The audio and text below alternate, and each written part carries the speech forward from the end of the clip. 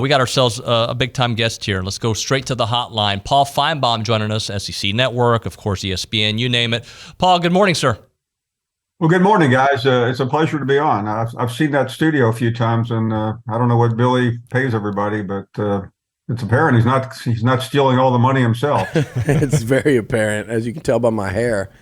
Paul, thanks so much for coming on. I mean, I was actually going to call you this week because I felt like between Alabama and Tennessee will be the perfect time to have Paul Finebaum on the show for obvious reasons. And two big games for the Aggies. And Saturday I watched you guys all week, and I know you guys were pretty split, but I think the common thread and the same thing we were thinking here is that was going to be a very close game.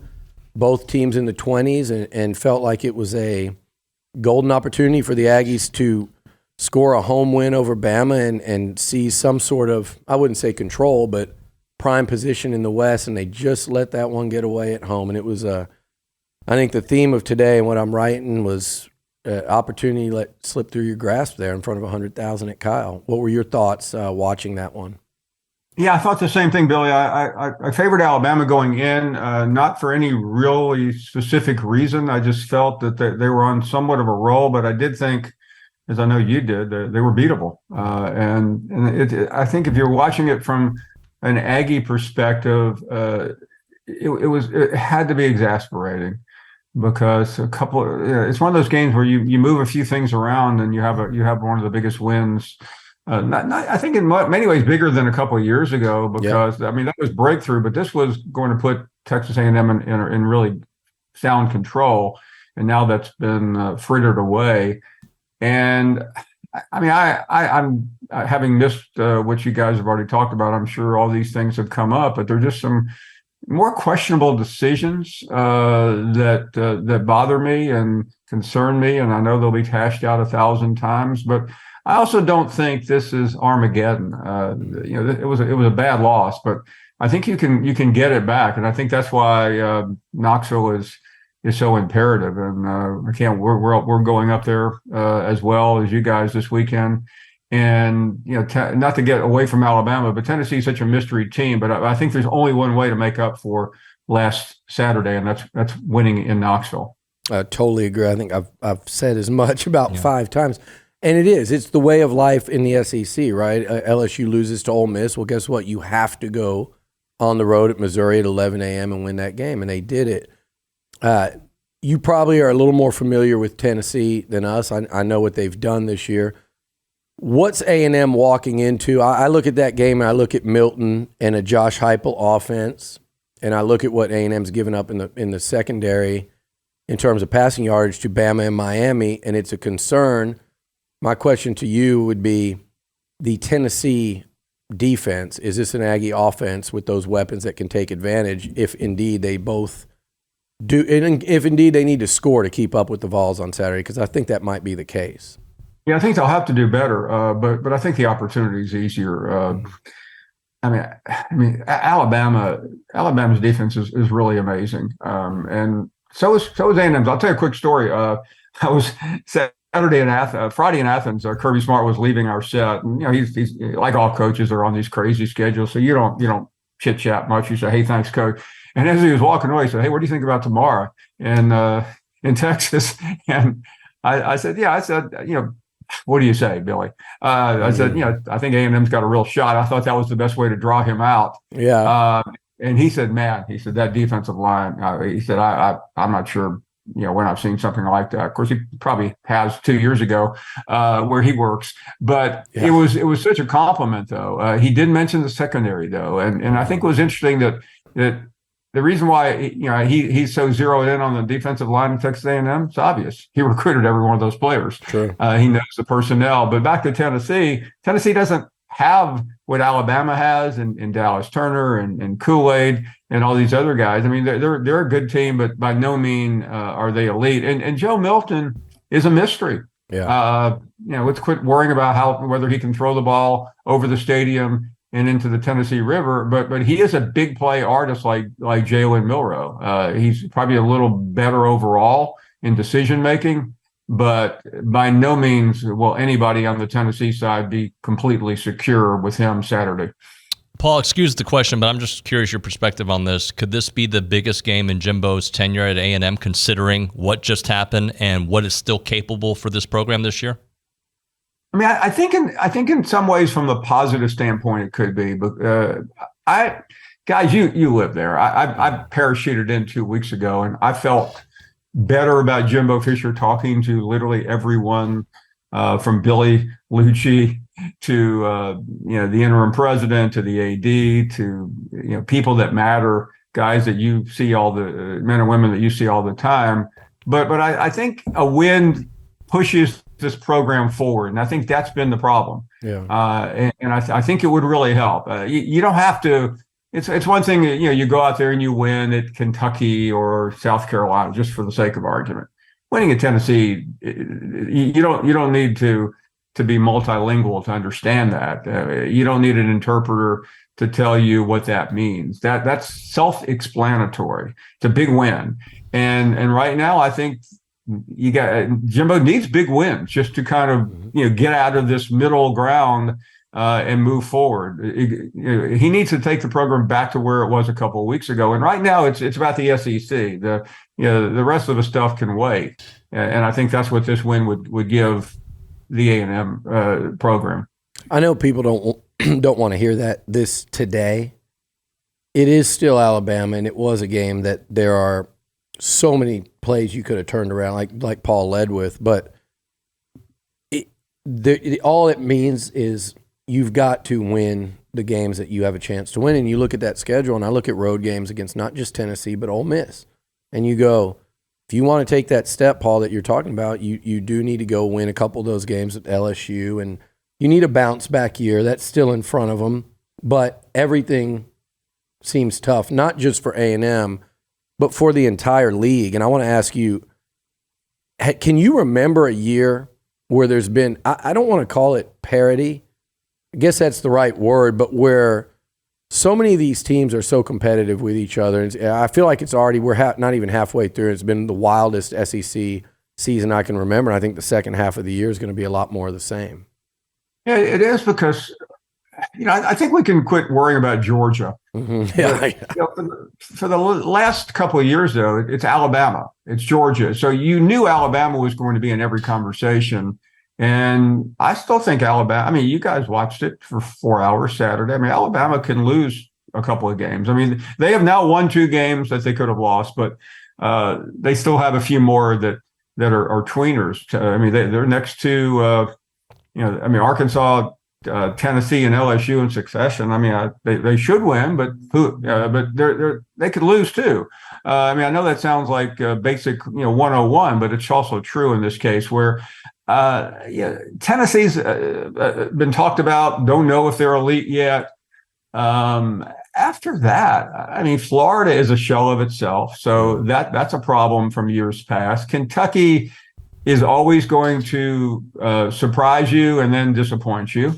Missouri is better. So that, what does that mean? That means the teams from 11 to 14, you got some movement toward the middle. So that middle is impossible. Yeah. I mean, you guys saw Arkansas. They're down, but this does not look like a team that after Saturday will have lost 5 straight games. True. Talking to Paul Finebaum here on TexAgs Radio. Do you think Max Johnson can win at A&M this year? Do you like what you've seen from him, minus the some of the turnovers? I came away somewhat underwhelmed Saturday. I was expecting more. Now, I say that considering a lot of what I saw wasn't his fault. Mm-hmm.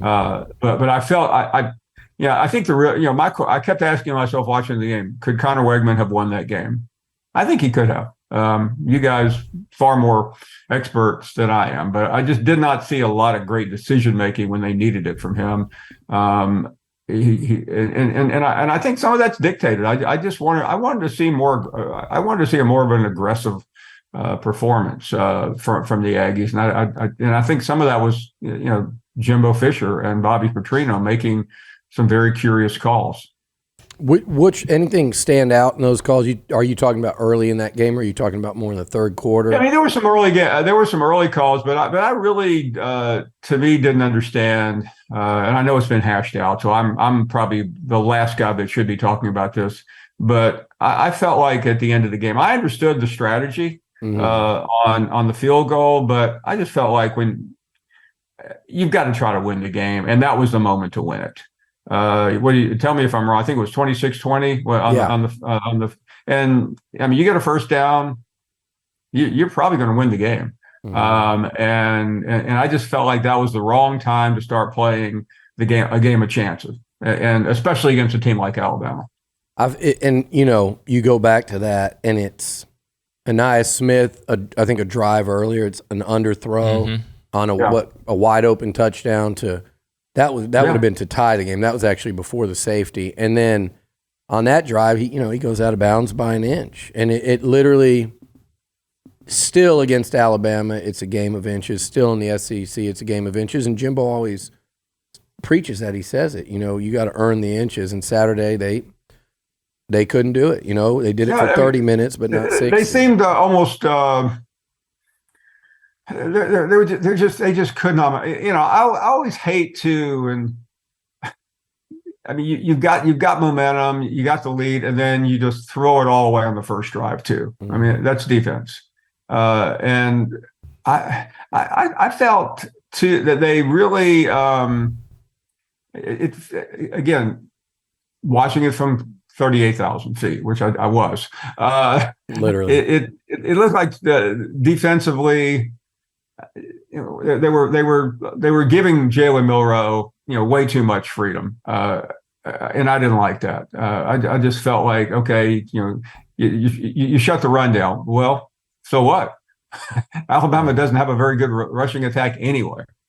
Yeah, it was one of those games. I felt like, for as great as that defensive line was, and as great as they played, that was one of the times where bend but don't break didn't sound that bad. If that makes sense, when the only way they beat you is with those big plays. But the irony there is, I think on their second touchdown, they did rush 3, drop 8, and they still went. So felt like one of those afternoons. I want to, Paul, I want to ask you. Game day was in Dallas this weekend. Just something we've talked about. We know with Texas and OU coming in the league. Normally, I wouldn't ask you about that game, but it's very important not only for this year in the playoff race, but also for next year with them coming in the SEC, and I think for Texas A&M, because those are a pair of recruiting rivals. I think you and I were on the same page prior to Saturday. I've always felt like Texas and what Sark's doing is they seem on a faster track to be quote-unquote SEC ready than Brent Venables and OU. But, man, credit Oklahoma and Venables, and I think they kind of flipped that on its head Saturday in Dallas. How surprised were you that Oklahoma pulled that one off? Shocked. Yeah. I mean, I really was. I was too. I talked to a lot of some of the same people you had, and everybody's telling me, Texas is more physical. Texas is this, and they weren't. And that was such a blown opportunity for the Longhorns, and I kind of as bad as it was for the Aggies, it could have been a lot worse. Please. I've lived in that Auburn, Alabama world for so long, so maybe I don't understand this rivalry quite to the degree that you guys do, but there's always that's always the second. You're not watching. What Arkansas is doing every Saturday. You're watching what Texas is doing, especially now, and but that's okay. I mean, but it was a bad loss for Texas, and now they're really they're in some ways dependent on Alabama too, because if Alabama loses a game or two, that's going to hurt them, because that win over Alabama, was the best win in the country. It's not anymore. So a lot of things, were lost that day, but mostly Oklahoma got a shot in the arm, because I've talked to these people from Norman and Oklahoma City who were like hands over their face about coming into the SEC. I mean, they seemed genuinely squeamish about it, and that changed Saturday. Tell Talking to Paul Finebaum here on TexAgs Radio. Paul, I want to get back to the parity theme. Who did you learn the most about this weekend, considering some of the way those games went? Georgia looked like the old Georgia this week against Kentucky. The Missouri-LSU game, LSU had a lot of resolve at the end of that one. Who did you learn the most about? Probably LSU, and because of what was going to be lost with that game. LSU's down a minute or two minutes to go in the game. If they had lost that game, the season was over. I don't care what any LSU fan says, and I know what they would have been saying. And now LSU can manufacture maybe another run here. That game at the end of the year in Baton Rouge with Texas A&M could be very large. They have a chance to. It's hard to imagine them doing it, but. But they did save the season for now. I didn't learn that much more about Alabama. Alabama's always been. This was a program that started the season number 4 in the country.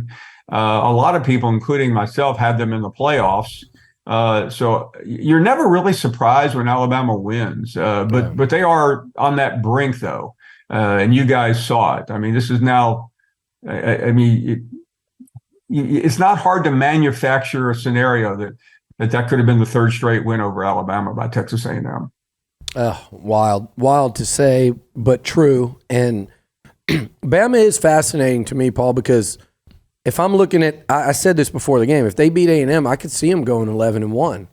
I could also see them dropping a couple close games. Yeah. But it's like they won't go away. You can see the difference in this Alabama team. You could see the difference in last year's. It seems like they've come a step back to the pack in each of the last 3 seasons. But here we are, and they get LSU at home. And I think if you're making me pick today, I'm going to err on the side of I think Bama is steadily improving. I think they win out, and they're playing Georgia and Atlanta. That would be my call. If someone's going to upset that, Paul, is it LSU or is there another team you've got your eye on? I agree completely. And by the way, I've literally made a living picking Alabama. Right. I think I've picked against them once since 2008. So, if I'm ever in doubt, you just go with them and because they usually prove you right. But I just you saw the mistakes. And I think against the wrong team now, could Arkansas beat? It's highly unlikely that Arkansas or Kentucky could beat them, but I also think that they're sloppy enough where they could get in trouble in a game, and then suddenly Milroe's not throwing those bombs and getting out of it. So yeah. I think LSU is the toughest game, and I say that without knowing anything about Tennessee. Because Tennessee remains the biggest mystery in the SEC on whether they're trending toward the upper or toward that second tier. So, and really, they have Arkansas, Kentucky. Those are and Auburn. I don't think Auburn can beat them even down there. Yeah. I think it comes down to probably LSU or Tennessee, with LSU being the most. If LSU could shore up anything on the defensive side of the ball, and I don't know how you do that without making a trade somewhere. I would agree with you, Billy. We'll see Alabama and Atlanta.